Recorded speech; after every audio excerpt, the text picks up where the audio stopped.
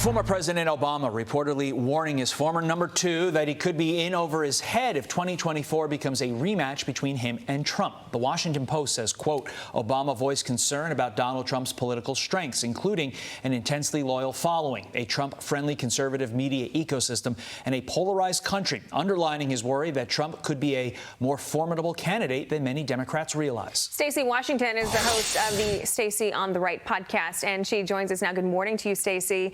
You know, when they bring out the big guns like Obama, you know that the Democrats are worried. But then you see this New York Times poll. It shows that if the election was today, Trump and Biden would be tied. That is so hard for me to grasp. But what are your thoughts on this?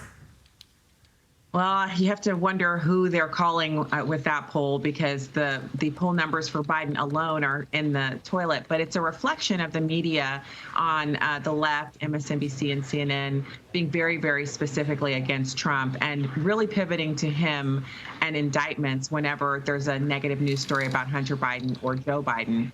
And I have to tell you, I don't agree with Barack Obama. I mean, when I say hardly ever, I mean almost never. This will probably be the third time in my life that I can say I agree with him. And the other two times were when he was speaking about his family. Yeah, I agree with him. Trump is a formidable candidate. That's why they're indicting him every 20 minutes. Yeah. He's a formidable candidate, and he has loyal voters. And that's why they're trying to find a way around their candidate's unpopularity and his inability to handle stairs on Air Force One and podiums and stages wherever he's traveling to, and his surprising lack of appearances that happen after, say, 4 p.m. You nailed it. The reason we are seeing this fear of Trump from Obama and the Democratic power brokers, we're actually seeing it materialize in the multiple indictments of Trump, including one this week. So you nailed that point. Meantime, with all this happening, Joe Biden at the beach. His new 2024 campaign ad just dropped, literally, and it's being mocked. Watch.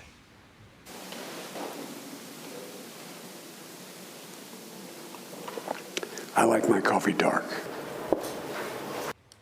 Stacy, general reaction to that, and what do you make of the fact that this ad was released on the very same day that his number one political opponent, expected in the 2024 election, was in a D.C. courtroom being arraigned? So some people are super cool, and it doesn't matter what age they are. I'm thinking RFK, right? RFK, if he has shooting videos of himself pumping heavy iron in the gym with his shirt off, he's cool.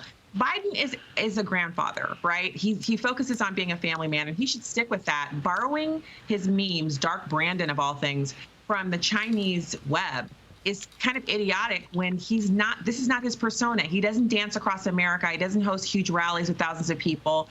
Each of these candidates has their own persona, and a good campaign apparatus maximizes on the assets of the actual candidate. You go with who the person is, and you maximize that. Dark Brandon is something that people are going to continue to make fun of because it doesn't suit him. And also, what does it mean? Like, what does that even mean? Right. Exactly. What does it mean? And the Family Guy image really taking a little bit of a hit when, you know, you ignore a 4-year-old little girl in Arkansas, but I digress. Stacy Washington, have a great weekend. We appreciate it. I'm Steve Ducey. I'm Brian Kilmeade. And I'm Ainsley Earhart. And click here to subscribe to the Fox News YouTube page to catch our hottest interviews and most compelling analysis.